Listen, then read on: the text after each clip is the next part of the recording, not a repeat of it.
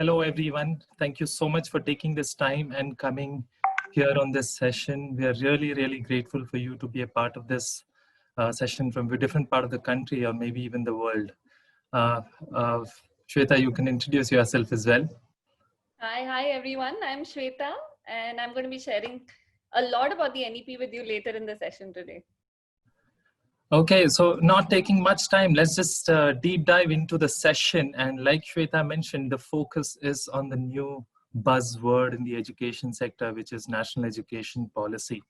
So the agenda for today, or the objective, is we're just going to look at the importance, and within national education policy, we are going to focus on early childhood education, which is children in the age group of 3 to 6 years age group. So we're going to look at the importance of early childhood education. We are going to look at the current state of early childhood education. We are going to look at the major topic of the day, which is national education policy with the lens of early childhood education.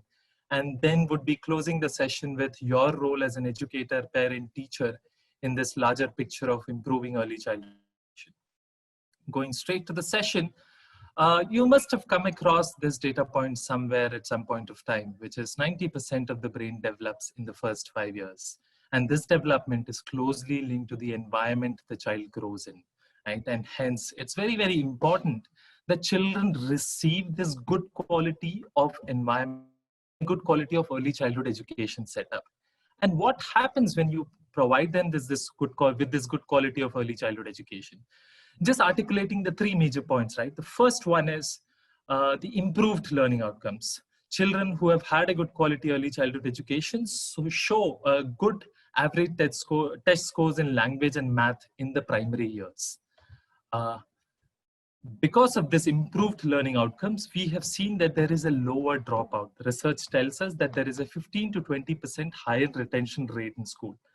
And then linking to the third point, which is that there is a better life outcomes because children are getting educated, they are not dropping out of school, completing their graduation and going on to become responsible citizen with better standard of living. But let's look at the reality, right?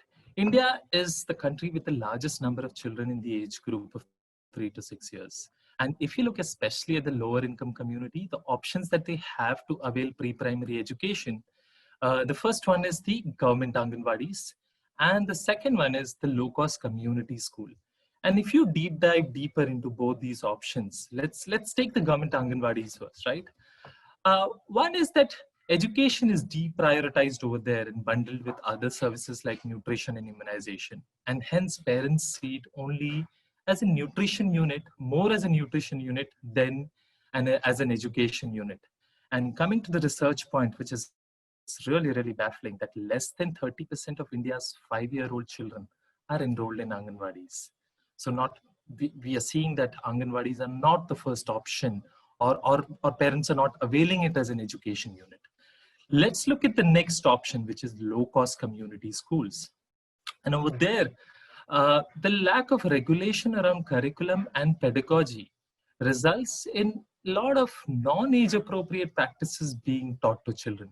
To give you an example, we have seen children in LKG and UKG rote memorizing tables without having any context of number sense or addition, right? And because of this rote memorization and the heavy focus on writing, according to a research done by FSG, I will not articulate all the three, but you can read it. But the first one is really baffling. 54% of the children, these are children who were moving from UKG to grade 1, could not count 14 pencils from a bunch of 20 pencils, right? And these children could recite the numbers from 1 to 50, but they could not count, which shows that they knew how to recite it. Rote memorization was there, but conceptual understanding was not there, right? And if you look deeper into the problems of early childhood education, which we have been doing at Key Education Foundation over the last 4 years, we realized that to bring any systemic or sustainable change, we need to work with all the stakeholders, which is the school, the teachers, and the parents collectively, because the responsibility of teaching is not only limited to the teacher, it is also to the parent. And unless we improve the learning environments at school, we will not be able to bring any change. And hence our theory of change or our value proposition at Key Education Foundation is that we need to collectively work with all these three stakeholders, right? And today we are going to take the next 10, 15 minutes to understand the national education policy from these three stakeholders that we have just illustrated over there. Handing it over to my co-colleague and co-founder Shweta, who will take it ahead from here. Thank you. Thanks, Mangal. We can go to the next bit. Yeah. So like Mangal shared, I think for an organization like ours that has been working solely to say early childhood education is important, how children learn, what we provide for them as enriching environments is important.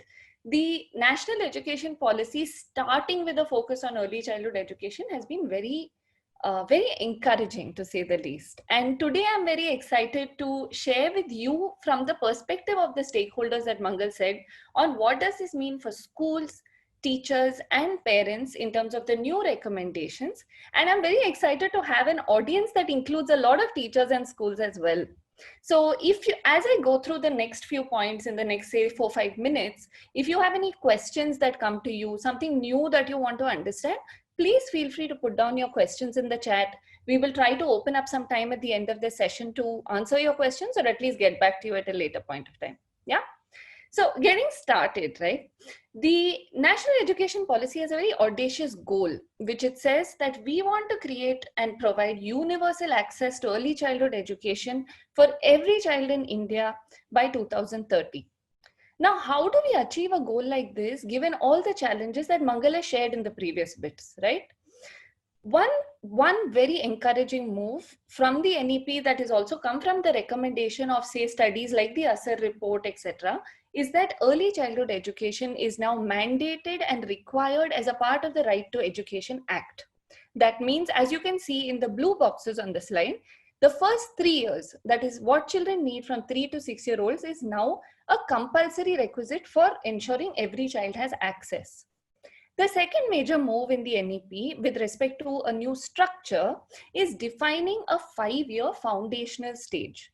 Again, if you look at the blue block, right, it defines ages 3 to age 8 as a period of early childhood education where children engage in foundational learning and development. Why is it so important? Is anything going to change in structure? No. Children will still go to Anganwadis or pre-primary schools that are standalone or co-allocated Anganwadis for 3 to 6, and they will continue to go to grades 1 and 2 in schools.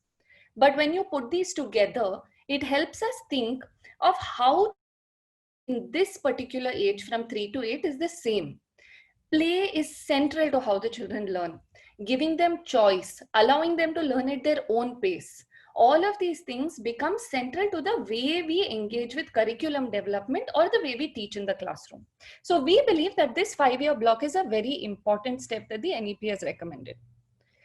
As I had shared, the NEP is allowing for us to implement across spaces, whether it's the Anganwadi, the preschool, or it also talks about a 1-year pre-preparatory classroom, which children between the ages of 5 to 6 will attend so that they are school ready by the time they enter grade 1. And even in this classroom, we will look at play-based, age-appropriate practices. It also talks about the implementation through 4 different departments that have to come together: the MHRD, the Women and Child Department, the Health and Family Welfare Department, and the Tribal Affairs. My opinion here is this is a little ambitious because we're talking about systems working together.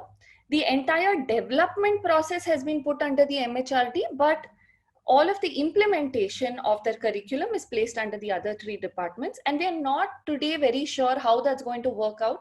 And of course, the devil is in the details in saying how is this going to really be implemented when they all need to work very seamlessly together. We can go to the next section, Mangal. So what's the curriculum going to look like, right? I've picked up this piece from the NEP itself, and it's absolutely beautiful. They speak of all the right things that global research tells you children need: connect to nature, play as a central part of curriculum, integrating social emotional learning, physical development, pre-literacy, pre-numeracy, to make sure that curriculum is holistic in nature.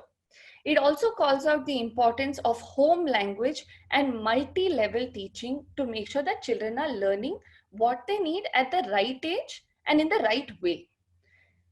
One thing that I would like to call out that we have been critiquing here is the NEP also calls out a mission mode to achieve foundational literacy and numeracy. So as early educators, we need to be very aware that curriculum development goes ground up, starting from the early years and not top down. Because all of us in preschool education have seen 3, 4, and 5-year-olds are always faced with learning too much too soon. And with the country getting behind a mission for literacy and numeracy, we must be aware not to realize that our youngest children are still focusing only on literacy and numeracy due to a trickle down of the mission instead of looking at what they need to later achieve that mission. Coming to the teacher focus, the NEP also talks about who is this early educator that has to implement an exemplary early childhood curriculum.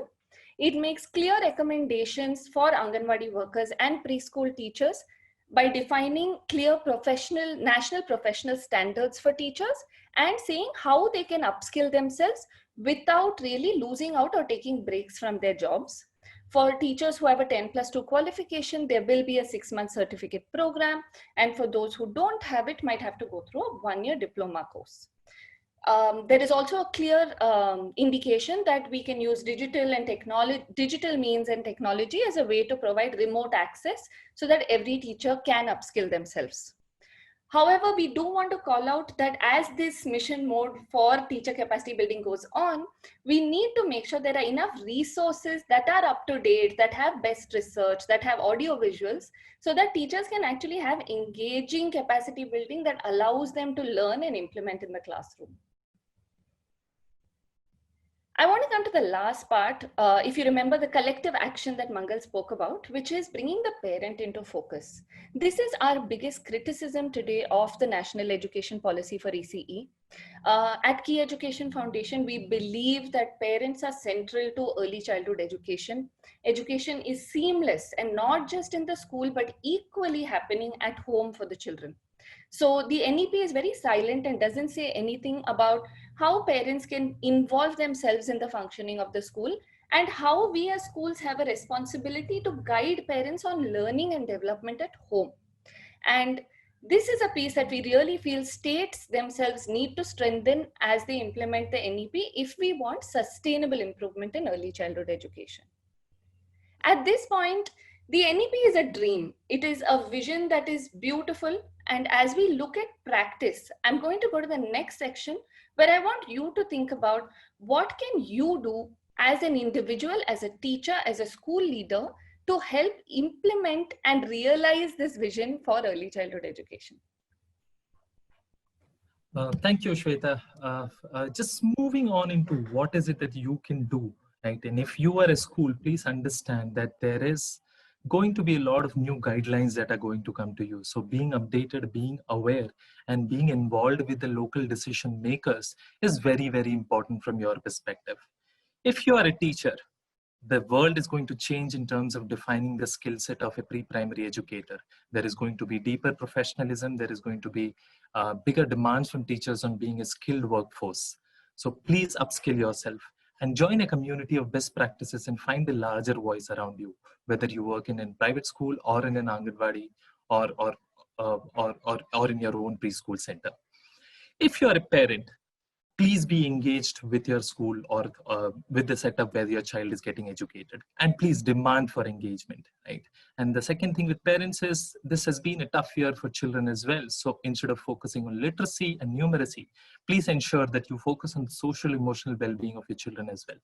And if you are a systemic leader, whether you are a CSR or an NGO leader, please understand that, you know, after decades of education policy in India, today is a time when we have started giving focus to early childhood education, right? And there is global focus as well. So please spend your time, resources, and energy towards this. And the problem is big. So unless we all work in collaboration, it is not going to get solved. So seek for collaboration and work with other NGOs, other government bodies. With this, we would like to close the session. And before that, I would request Shweta to launch the white paper and give insert other details as well. Sure. Thanks, Mangal. And thank you all of you for listening. We're at the end of our sharing. And if you want to know more about all the points I spoke about, I know it was a lot of content in very little time. Do look at the white paper section on the InspireEd website. We have put down a white paper by our team outlining our work and its implications for the national education policy with the view of the three stakeholders. Mansi has also put down a few of our links. So if you're interested in resources for early childhood education, you can check out our YouTube channel for teachers, parents, look at the videos there, and we would love to hear from you and get feedback from you as well. So that's more or less the end of our presentation. I know we're short of time. We have one or two questions. Mansi, can I take the questions? I'm a little unsure. Sure. I'm just going to read out the question quickly. So, Mangal, there's one question that says there's a lack of resources in the Indian context when it comes to pre-primary curriculum. Please share ideas. Yeah, Shweta and all the viewers, we are extremely sorry. We are out of time, and unfortunate that we can't take any questions. But we have put in our website as well as our email ID and other social media links. Please reach out to us directly, and we would be more than happy to engage with you. So with this, we would like to close the session, and thank you everyone for taking your time out for this session. Thank you. Thanks everyone.